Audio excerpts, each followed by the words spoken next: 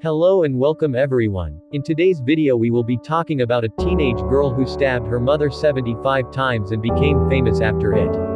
If you're new to the channel, please subscribe and turn on the bell icon to get notified on our future videos.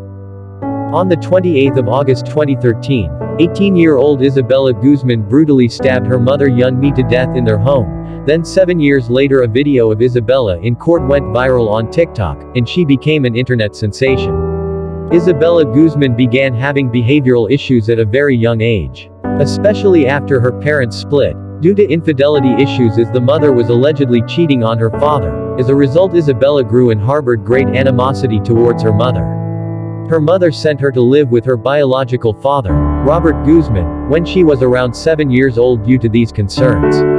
Isabella eventually moved back in with her mother, but she continued to struggle and harbor hate for her mom throughout her teen years, and she will later drop out of high school in her final year. On August 2013, the relationship between Isabella and her mother, Yunmi, deteriorated quickly. According to her stepfather Ryan Hoy, Isabella became more threatening and disrespectful toward her mother, and on Tuesday, August 27th, the two had a particularly nasty argument that ended in Isabella spitting in her mom's face. Yunmi received an email from her daughter the next morning that simply read, "You will pay." Petrified, Yunmi called the police. They arrived at the house that afternoon and spoke with Guzman, telling her that her mother could legally kick her out if she didn't start respecting her and following her rules. Hoy also called Isabella's biological father and asked him to come and have a talk with her. Robert Guzman arrived at the house that evening and talked to Isabella about respecting one's parents. But few hours later he will hear about the gruesome murder his daughter would commit. On the night of August 28, 2013, Yunmi, Isabella's mother, arrived home from work around 9 p.m. She told her husband she was going upstairs to take a shower, but he soon heard her scream. Ryan Hoy quickly rushed upstairs just in time to see Isabella Guzman slamming the bathroom door shut. He tried to push through, but Isabella had locked it and was pushing against the other side.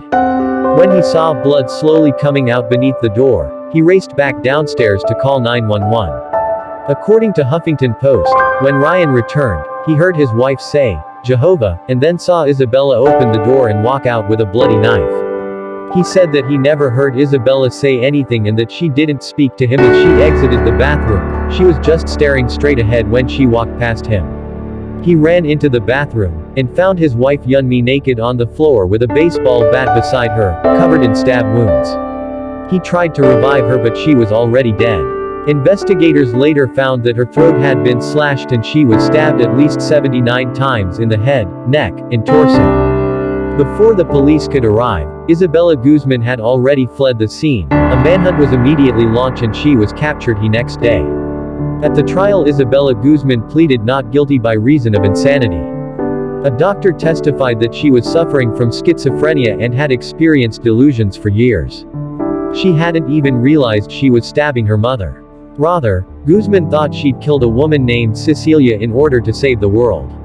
The judge accepted Isabella Guzman's plea of not guilty by reason of insanity and sent her to the Colorado Mental Health Institute in Pueblo, where he ordered her to stay until she was no longer a danger to herself or her community. Recently in 2020, various TikTok users began posting videos from Guzman's 2013 trial. Other videos showed creators attempting to imitate Guzman's odd facial expressions in the courtroom. That will be all for today. I hope you enjoyed the video.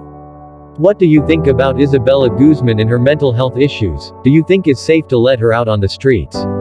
Tell us what you think in the comments section. Please like, subscribe and turn on the bell icon to support the channel.